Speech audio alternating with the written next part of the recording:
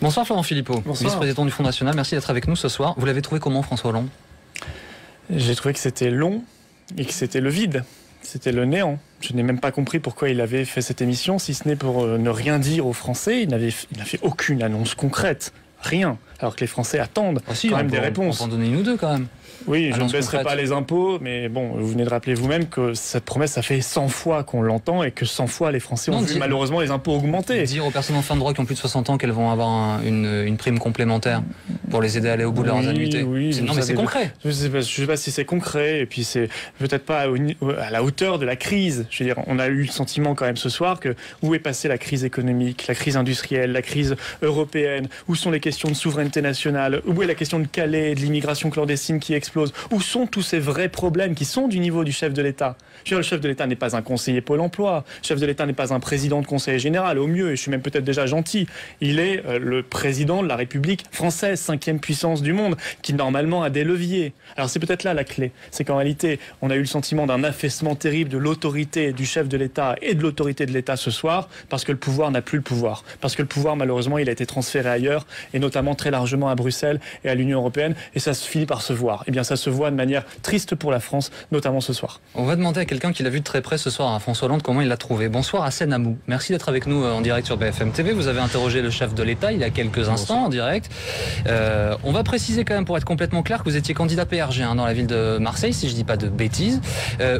Vous avez été convaincu par François Hollande ce soir, par les réponses qu'il vous a apportées? Bah alors, une rectification, je n'ai pas été candidat PRG aux élections municipales. Donc, revoyez vos fiches, vous vous êtes trompé. Pour ce qui est d'être convaincant, ce que je veux dire, c'est que d'abord, il y a une succession de promesses que M. Hollande a faites. J'espère qu'elles seront tenues. Et j'espère qu'elles vont pas se rajouter à la longue lignée des promesses qui ont déjà été faites par le passé et dont on n'en a pas vu ou on n'en a pas eu encore à récolter les fruits. Je vais réviser mes fiches, promis, sur votre parcours politique. Juste dites-moi si concrètement vous avez été, vous, séduit. Vous l'aviez en face de vous, à 2 mètres de vous. Séduisant, bon, Hollande, si vous parlez de séduisant, il a une capacité et une proximité avec les gens, c'est un homme facile et accessible, mais maintenant ce qui était intéressant c'était le fond du débat. Moi je ne suis pas venu ici pour trouver la proximité avec François Hollande. Non, mais si vous l'interrogez, c'est pour avoir des réponses concrètes et savoir si le chef de l'État peut vous convaincre, puisque vous avez eu cette chance de l'interroger directement. Je n'ai pas été convaincu, même si je pense qu'il a fait cet exercice en toute sincérité. Je n'ai pas été convaincu par les arguments qu'il a développés, en tout cas, même si, voilà, je le dis encore une fois, je pense qu'il a fait cet exercice en toute sincérité. D'accord. Et si je dis que vous aviez été colistier de socialiste de Samia Ghali à Marseille, est-ce que je dis une bêtise encore ou mes fiches sont bonnes ce coup-ci? Ça remonte à... Oui, ouais. Oui, c'est une vérité. D'accord, merci. Non mais c'est important de rectifier les choses et de dire les choses par souci de transparence. Enfin, je vois pas, je situe.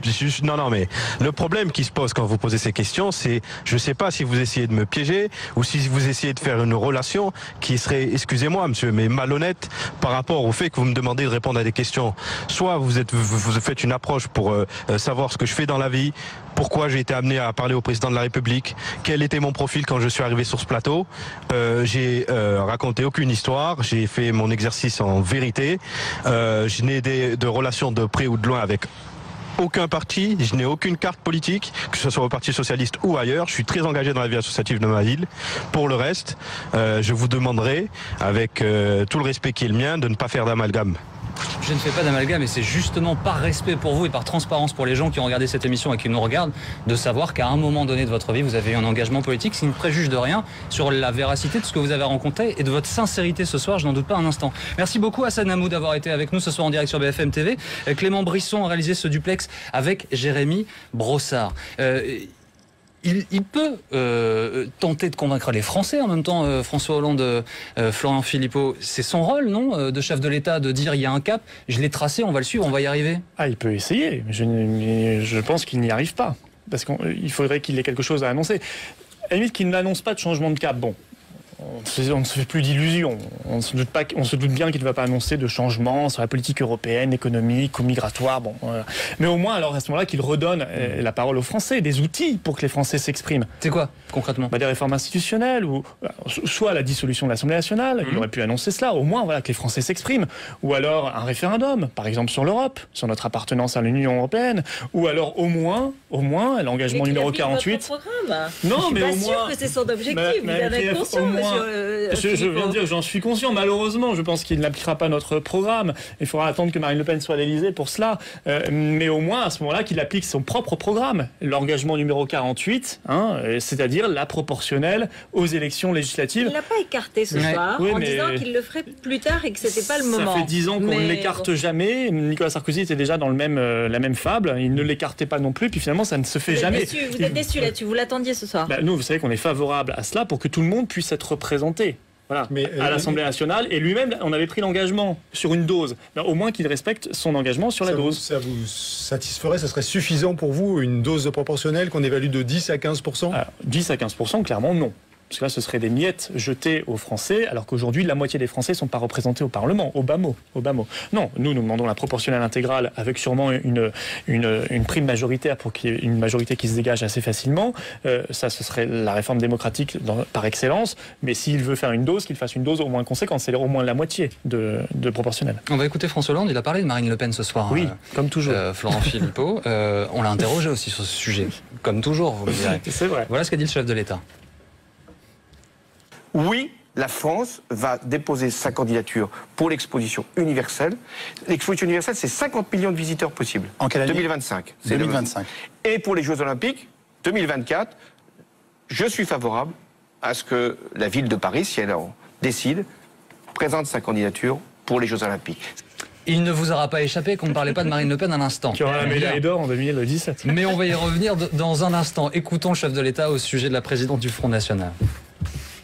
Ce qu'on croit impossible un jour devient, hélas, vrai un autre jour. Qui pouvait imaginer dans les années 30 ce qui s'est produit? Je ne veux pas faire de comparaison qui pourrait être exagérée.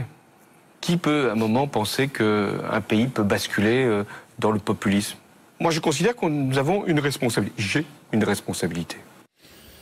Florent Philippot, ça vous inspire quoi le chef de l'État qui dit « Hélas, ça n'est pas impossible » Je vois que maintenant cette possibilité est dans le champ des possibles, et dans le débat public, et ça je m'en réjouis. Ça aurait été inimaginable il y a encore un an, ce qui prouve que nous sommes en train de franchir toutes les étapes. Maintenant, la victoire est possible, intégrée dans le débat public. Après, je suis en divergence totale avec son analyse, que je trouve très méprisante pour les électeurs patriotes du Front National et du Rassemblement Bleu Marine, qui sont des gens qui aiment leur pays, Qu'est-ce qui est méprisant? qui ont compris que l'UMP-LPS, c'était la voie de garage. Qu'est-ce qui est méprisant? Sac. Parler des années 30, parler des populismes, parler les Français votent pour le Front parce qu'ils expriment un ras-le-bol. Non, ils expriment l'adhésion à des idées qui ne sont pas les siennes, c'est vrai, mais qui sont tout aussi respectables que les siennes, si tant est qu'il en est.